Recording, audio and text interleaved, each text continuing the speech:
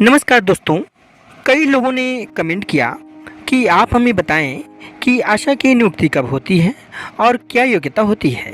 तो दोस्तों, आज मैं यही बताने के लिए यह वीडियो लेकर हाजिर हूं।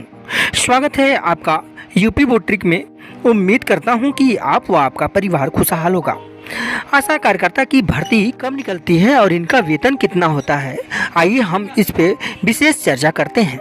आशा कार्यकर्ता की ज़िंदगी को जानने के लिए आइए मेरे साथ और जानते हैं विभिन्न जगहों से गुलाबी साड़ी, नीली साड़ी, लाल साड़ी, विभिन्न ड्रेस में जिनकी पहचान बन चुकी है, उनकी ज़िंदगी को थोड़ा करीब से जानते हैं। आशा कार्यकर्ता नाम से तो हम सभी परिचित हैं, लेकिन क्या हम जानते हैं कि ये कौन हैं, ये कैसे कार्य करती हैं, इनका चयन कैसे होता है, इनका वेतनमान क्या है, साथ ही ग्रामीण जन समुदाय को स्वास्थ्य सेवा प्रदान करने वाली इस आशाओं की खुद की स्थिति कैसी है और कितना संघर्ष है उनके जीवन में। कौन है आशा कार्यकर्ता? आशा कार्यकर्ता एक मान्यता प्राप्त सामाजिक स्वास्थ्य कार्यकर्ता होती हैं, जिन्हें संक्षेप में आशा या आशा बहु भी कहा जाता है। आशा भारत में स्वास्थ्य और परिवार कल्याण मंत्रालय द्वारा नियुक्ति जननी सुरक्षा योजना से संबंधित एक ग्रामीण स्तर की कार्यकर्ता होती हैं, जिनका मुख्य कार्य स्थानीय स्वास्थ्य केंद्र के माध्यम से गरीब महिलाओं को बेहतर स्वास्थ्य संबंधी सेवाएं प्रदान करना है। देखने सुनने में आशा का काम जितना आसान लगता है, वास्तव में वो उतना होता नहीं है। ग्रामीण स्तर पे स्वास्थ्य सेवा प्रदान करने वाली आशा कार्यकर्ता का चयन उसी समुदाय से किया जाता है जिनके लिए उन्हें काम करना होता है। करीब 1000 की आबादी पे एक आशा की नियुक्ति होती है। ये कार्यकर्ता स्वेच्छा से कार्य करते हैं और विशेष रूप से प्रशिक्षित भी होती हैं। पोलियो के साथ अब कोरोना जैसी महामारी के खिलाफ भारत की लड़ाई में सबसे आगे रहने के बावजूद हेल्थ वर्कर कम्युनिटी में ये महिलाएं सबसे खराब वेतन पाने वालों में से एक हैं, क्योंकि इनके काम को स्वैच्छिक और पार्ट टाइम माना गया है। आशा कार्यकर्ता का कार्य कब से शुरू हुआ, इसे भी हम जान लेते हैं। राष्ट्रीय ग्रामीण स्वास्थ्य मिशन के अंतर्गत आशा योजना का आरंभ 2005 से शुरू हुआ। इस योजना को पूरी तरह लागू करने का लक्ष्य 2012 तक का था। एक बार लक्ष्य की पूर्ति होने के बाद हर गांव में एक आशा की नियुक्ति आवश्यक होगी। आशा कार्यकर्ता की नियुक्ति कौन करता है? आशा कार्यकर्ता का पद केंद्र एवं राज्य सरकार के स्वास्थ्य विभाग के जिला स्वास्थ्य कार्यालय में राष्ट्रीय स्वास्थ्य मिशन कार्यक्रम के अंतर्गत गांव के स्तर पे होता है। आशा कार्यकर्ता का पद सभी राज्यों में गांव के स्तर पे अस्थायी आधार पे होता है। आशा कार्यकर्ता को विभिन्न स्वयं सहायता समूहों, आंगनबाड़ी संस्थानों, ब्लॉक नोडल अधिकारी, जिला नोडल अधिकारी, ग्राम स्वास्थ्य समिति और ग्राम सभा से जुड़े चयन की कठोर प्रक्रिया के माध्यम से साक्षात्कार और योग्यता द्वारा चुना जाता है। अब सबसे महत्वपूर्ण बिंदु यह है कि आशा कार्यकर्ता की भर्ती कब निकलती है, जो बार बार हमें कमेंट मिल रहे थे। जी हाँ दोस्तों, समय समय पे रिक्त स्थानों पे आशा की भर्ती के लिए वैकेंसी निकलती रहती हैं। मुख्य जिला अधिकारी द्वारा नोटिस जारी किए जाने के बाद इस पद के लिए इच्छुक अभ्यर्थी अंतिम तिथि के पहले आवेदन भर सकते हैं। इसके लिए जो आवश्यक दस्तावेज है उसको भी जान लीजिए। शैक्षणिक योग्यता प्रमाण पत्र, पहचान पत्र, अस्थायी प्रमाण पत्र, जाति प्रमाण पत्र, जन्म प्रमाण पत्र, पासपोर्ट साइज फोटो, रोजगार पंजीयन प्रमाण पत्र। आशा कार्यकर्ता के चयन का आधार क्या है, तो मैं बता दूं।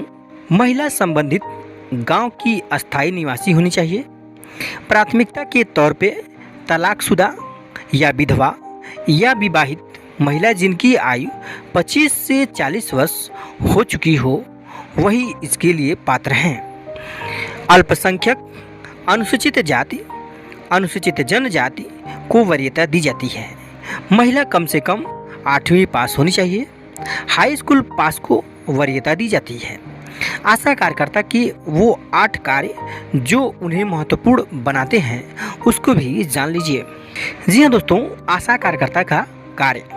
आशा का कार्य अपने कार्य क्षेत्र में ग्रामीण जनता को उपलब्ध सरकारी स्वास्थ्य सेवाओं की जानकारी देना, प्राथमिक सेवा उपलब्ध करवाना, जटिल केस को स्वास्थ्य केंद्र तक पहुंचने में मदद करना, स्वास्थ्य योजना बनाने में सहायता करना, ग्रामीण जनता को स्वच्छ पेयजल और शौचालय बनवाने में मदद करना जैसे कार्य आशा के सामान्य कार्यों के अंतर्गत आते हैं, जिन्हें मुख्यतः 8 वर्गों में बांटा गया है।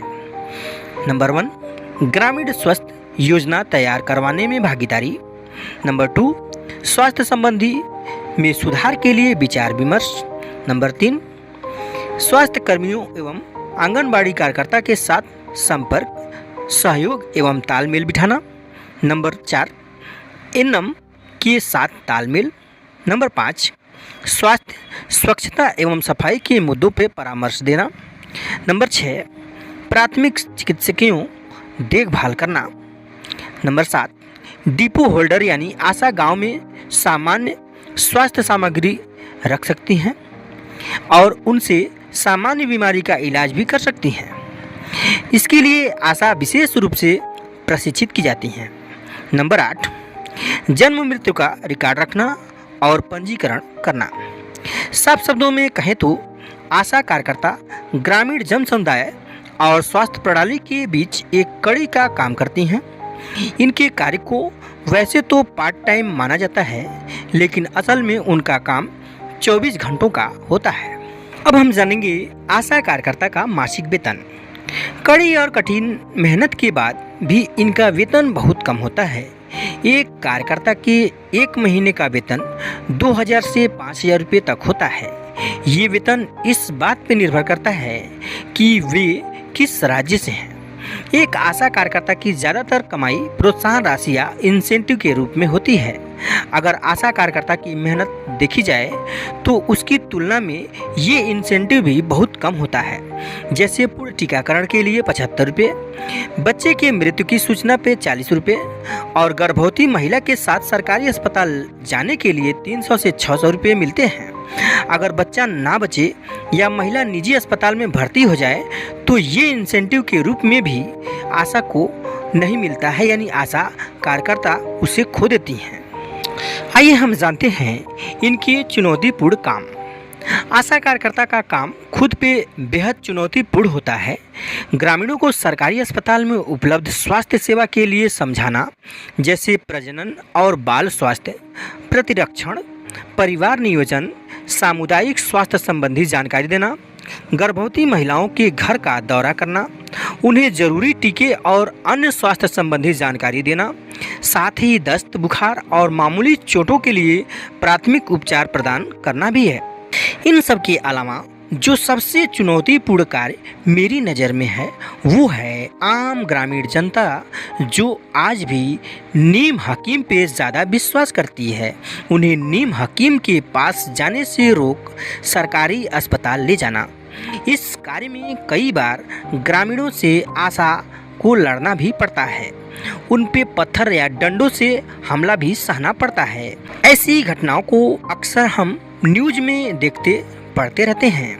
कोरोना जैसी महामारी में जब सब घरों में कैद थे, तब भी आशा कार्यकर्ता जान जोखिम में डाल गांव के घर घर जाकर लोगों को इस बीमारी के संपर्क से दूर करना अवगत कराया और साथ ही क्वारंटीन के नियमों को जानकारी भी दिया और ज़रूरी दवा को भी उपलब्ध करवाया। ग्रामीण स्तर पे ये आशा कार्यकर्ता ही थी जिनके कारण कोरोना की स्थिति संभल सकी। आइए हम जानते हैं कि आशा के साथ भेदभाव की जो शिकार होती हैं। इतने कठिन कार्य के बाद भी आशा कार्यकर्ता सरकारी नीतियों के भेदभाव की शिकार हैं। उनकी स्थिति किसी दिहाड़ी मजदूर से भी कमतर है, क्योंकि एक दिहाड़ी मजदूर भी प्रतिदिन के 300 से 400 रुपया कमा लेता है। वहीं कोरोना काल में अपनी जान को जोखिम में डालकर कार्य करने के लिए उन्हें रोजाना 30 रुपये से 35 रुपये ही मिलते हैं, जो आज के महंगाई के दौर में कहीं से भी उचित नहीं है। मेरी नज़र में आशा कार्यकर्ता की परेशानी सिर्फ उनकी सेवा के बदले भुगतान की ही नहीं है, बल्कि सबसे बड़ा मुद्दा ये है कि एक कार्यकर्ता को अन्य फ्रंट लाइन वर्कर को दिए जाने वाले सुविधा और सुरक्षा की भी सुविधा नहीं दी जाती। दोस्तों, मिले हक का वेतन और सम्मान आशा अपने हक के लिए समय समय पे आवाज़ भी उठाती रहती हैं। बदले में सरकारी वादे मिलते हैं, कुछ पूरे होते हैं और कुछ फाइलों में दबी ही रह जाती हैं। मेरी दृष्टि में अब समय है कि सरकार अपने दृष्टिकोण को बदले, एक आशा के कार्य को दोबारा से परिभाषित करे, उन्हें ज़रूरी इंश्योरेंस कवर दे, उनकी पक्की सैलरी फिक्स करे, साथ ही उनके इंसेंटिव में भी बढ़ोतरी करे। एक आशा बहू की भूमिका ग्रामीण इलाकों में बेहद अहम होती है। इस बात से कोई भी इनकार नहीं कर सकता कि सरकार कितनी योजना बना ले, लेकिन जमीन स्तर पे काम किए बिना उन योजनाओं को सफल नहीं किया जा सकता, जिसके लिए आशा 24 घंटे ड्यूटी पे रहती हैं। फिर क्यों सरकार द्वारा आशा कार्यकर्ता को उचित राशि और सुविधा मुहैया नहीं करवाई जाती? ये एक ज्वलंत प्रश्न है। अब समय है कि आशा को भी उनके हिस्से का हक और सम्मान मिले, जिससे अन्य महिलाएं भी आगे आकर आशा कार्यकर्ता के रूप में ग्रामीण इलाकों में काम करें। तो दोस्तों, कैसी रही जानकारी हमें कमेंट में ज़रूर लिखिए, और यदि आप मेरी आवाज़ पहली बार सुन रहे हैं तो चैनल से जुड़ जाइए विभिन्न तरह की जानकारियों से अपडेट रहने के लिए। जय हिंद, जय भारत।